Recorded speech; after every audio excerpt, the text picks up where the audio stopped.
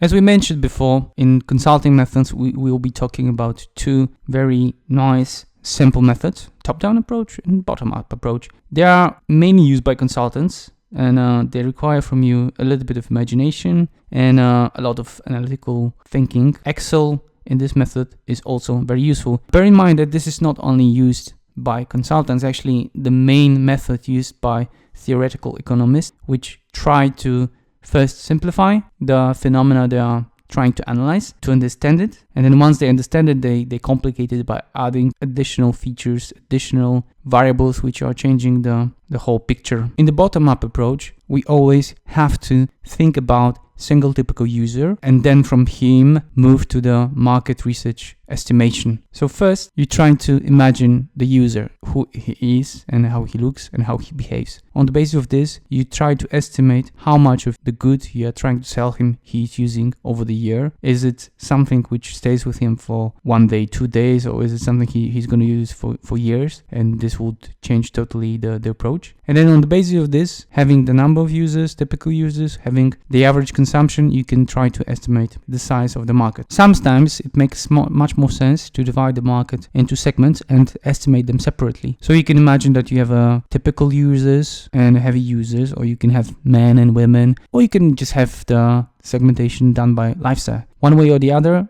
if you do it with segments, it is a bit more complicated, but it gives you a much better results, and it shows you the difference between the users, and then it's actually more useful for the applications because you know to what segment you should devote more time, what segment is more important. Now let's go to example so you're able to understand it in a better manner. Imagine that you are trying to build an application from franchised restaurants. So we will try to estimate the number of such restaurants in your area, in your country. In this case, it will be Poland. So what we do, we pick the sample, we pick the area from which we're gonna gather some simple data, and I use it to scale it up to the whole region. In this case, it will be Warsaw. In Warsaw, we count the number of all restaurants in the area. For this, you can use sites which are providing reviews on restaurants. In the case of Poland, it's Gastronauci.pl. In the USA, you would have OpenTable. In UK, you might be looking at the Taste Card. You will find the links in the resources provided to this lecture. Once you have it, try to estimate what is the percentage of the franchise restaurants in the sample. And once you have done that, you can go to scaling up using the population of Poland. And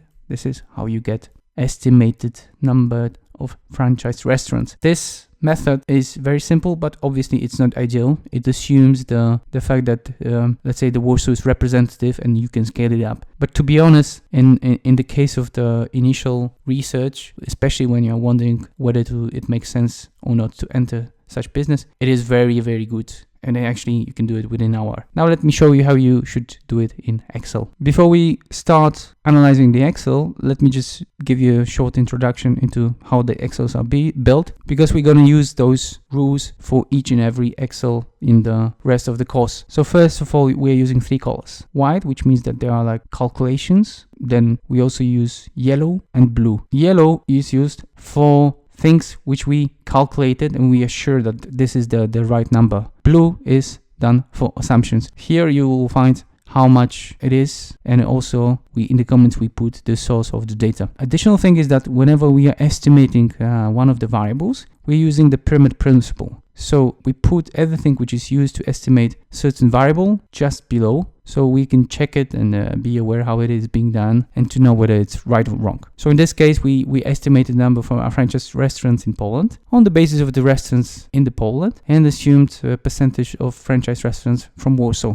So those two are directly below this one. And then for the restaurants in Poland, we use the number of restaurants in Warsaw and also the population of Warsaw in Poland. So this is everything down below. So as we can see from the data, we had 1,000 restaurants on record in Warsaw. The population we used to scale it up and get the 22,000 restaurants in the whole Poland. We also assume that in Warsaw, we have 40% franchise restaurants. This has to be checked. Which gives you almost 9,000 potential customers, franchised restaurants. Potential customers, we're going to actually calculate on the basis of those 9,000 and assumed percentage of customers which would be interested in our application. And this, as you can see, is blue, has to be checked during the interviews and then has to be checked during the first month of sales. And then you will get a good data. So out of this, we get roughly 2,600 customers which would be interested in our product. We also estimated here the revenues of our enterprise in Polish zloty, annual revenues. So we assumed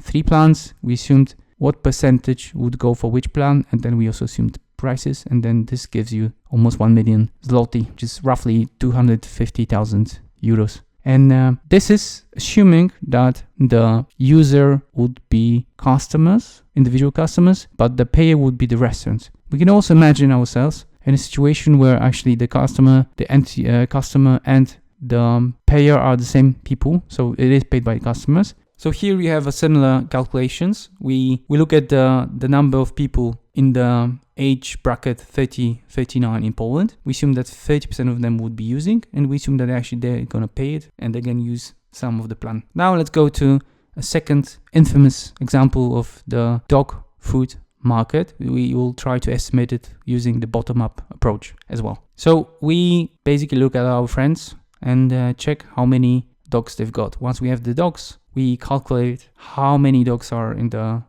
whole group and how many actually households those friends of ours comprise. It is important to rather concentrate on the household than on the population, because the dogs are rather linked with the households, not with the individuals. Now we check the number of households in Poland and we get the number of dogs, and that's the first part. So we know how many dogs there are in Poland. Once we know the size of the market of the dogs, we have to somehow transfer it into food. So we actually have to check for the sample we're using, so our friends, how much food is being consumed on average by a dog. Once we have it, we can estimate the whole market. Again, let's go to the Excel and show you how it is being done in Excel. In Excel, we do it exactly as it was shown in PowerPoint. So we first estimate the number of dogs in Poland. So we get the number of dogs in our sample, then we look how many household it is, and then we get from statistical data how many households there are in Poland, and on the basis of this we get the number of dogs, which is like 4.5 million dogs. Then assuming that 30% of them are actually using dog food, again something which has to be checked because this is not it is not the data from any research, we get almost 250 tons of food.